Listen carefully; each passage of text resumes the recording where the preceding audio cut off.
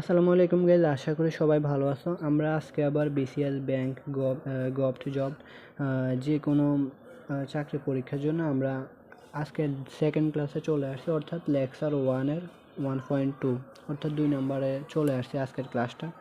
So আমরা দেখি আজকের ক্লাসটা কীভাবে হয়েছে। আমরা গত ক্লাসে কিছু বেসিক শিখছিলাম, আমরা একদম বেসিক থেকে শুরু করছি। সো এভাবে পড়তে থাকলে আমরা একসময় অনেক বেশি এগিয়ে থাকবো অন্যদের থেকে। সো বিবিএড যে কথা দিয়েছে স্টুডেন্টদেরকে, পেইড ব্যাচের স্টুডেন্টদেরকে, যে তাদের ভবিষ্যৎ চাকরির পরীক্ষার জন্য এগিয়ে রাখবে, সেজন্য তাদেরকে সেভাবে সার্ভিস দেবে। বিবিএড যেটা দেবে অন্যরা সেটা দিতে পারবে না। সো আমরা দেখি আজকের ক্লাসটা কীভাবে হয়েছে। এখানে বলা হয়েছে রিয়েল নাম্বার বাস্তব সংখ্যাকে, 2 নম্বর হচ্ছে ইন্টিজার পূর্ণ সংখ্যাকে, 3 নম্বর ন্যাচারাল নাম্বার স্বাভাবিক সংখ্যা, এরপর 4 নম্বর হচ্ছে even number, odd number, consecutive number এগুলো, এরপরে হোল নাম্বার। এগুলোকে আমাদের আগে বেসিক ধারণাগুলো থাকতে হবে, যদি কোশ্চেন নাও আসে তারপরে আমাদের এগুলো জানতে হবে। ওকে, তাহলে আমরা গত ক্লাসটা তো কিছু দেখছি, আজকে দেখি রিয়েল নাম্বার কি, বাস্তব সংখ্যা। বাস্তব সংখ্যা আমরা গত ক্লাসে বাস্তব সংখ্যা, জটিল সংখ্যা এগুলো দেখছি। বাস্তব সংখ্যা আমরা যদি বলি, এই যে আমাদের সংখ্যা রেখা, এখানে 0, এরপরে এখানে 1 2 3, আবার এই পাশে হলো -1 -2, এরপরে -3, এগুলো। ওকে, এগুলো সবগুলোই হলো বাস্তব সংখ্যা। অর্থাৎ আমরা বলছিলাম 0 বা প্লাস মাইনাসের সকল মানই হচ্ছে বাস্তব সংখ্যা। ওকে, যেটাকে কল্পনা করা যাবে সেটাই বাস্তব সংখ্যা। এখন আসি পূর্ণ সংখ্যাকে। পূর্ণ সংখ্যা হলো যেমন 1 2 3 4, এগুলো সবই তো পূর্ণ সংখ্যা। এখন পূর্ণ সংখ্যা হলো বাস্তব সংখ্যা, পূর্ণ সংখ্যা হলো বাস্তব সংখ্যা। আমরা যে এগুলো বলছি এগুলো কি বাস্তব সংখ্যা না? এগুলো বাস্তব সংখ্যা, কিন্তু কথা হলো তাই বলে কি তুমি 2.5কে পূর্ণ সংখ্যা বলতে পারবা? তাই বলে তুমি 2.5, 3.5, 10.1 এগুলো কি পূর্ণ সংখ্যা বলতে পারবা? না। এই জন্য পূর্ণ সংখ্যা হচ্ছে আলাদা, যেমন এগুলো হচ্ছে পূর্ণ সংখ্যা, যদিও এগুলো বাস্তব সংখ্যা। তো এটার সাথে আমরা এটা তুলনা না করি। পূর্ণ সংখ্যা মানে আমাদের যেটা পূর্ণ সংখ্যা হবে সেটাই। তাই বলে তো আমরা 2.5কে পূর্ণ সংখ্যা বলতে পারবো না। ওকে, তো এগুলো হলো তাহলে পূর্ণ সংখ্যা।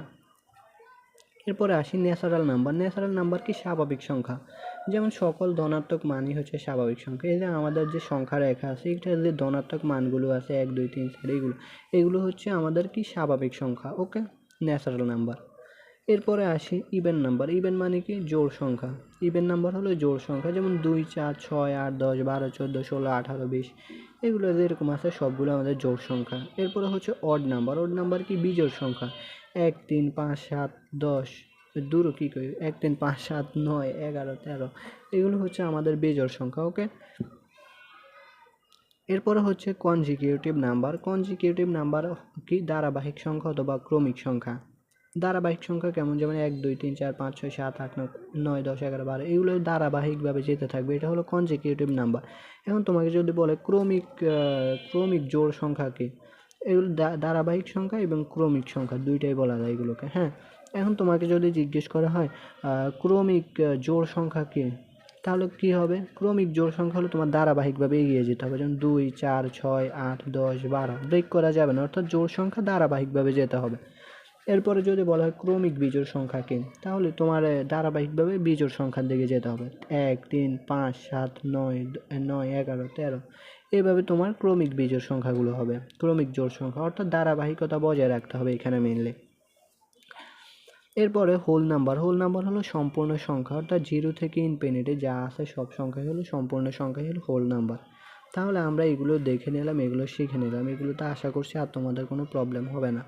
এখন আসি আমরা একটা চক দেখি। এখানে এই চকটার মধ্যে হচ্ছে বাস্তব সংখ্যার চক। বাস্তব সংখ্যা দুই প্রকার, একটা হলো মূলদ সংখ্যা আর একটা হলো অমূলদ সংখ্যা। এরপরে মূলদ সংখ্যা আবার দুই প্রকার, একটা হলো পূর্ণ সংখ্যা আর একটা হলো ভগ্নাংশ। এরপরে পূর্ণ সংখ্যাকে আবার 3 ভাগে ভাগ করা হয়েছে, ধনাত্মক, শূন্য আর ঋণাত্মক।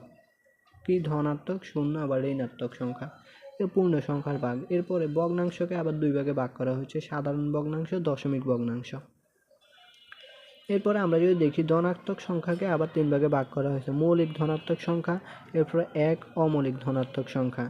সাধারণ, এই যে ভগ্নাংশের সাধারণ ও দশমিকের ক্ষেত্রে সাধারণকে আবার 2 ভাগে ভাগ করা হয়েছে, একটা হলো প্রকৃত দশমিক সাধারণ সংখ্যা আর একটা হলো অপ্রকৃত দশমিক সংখ্যা।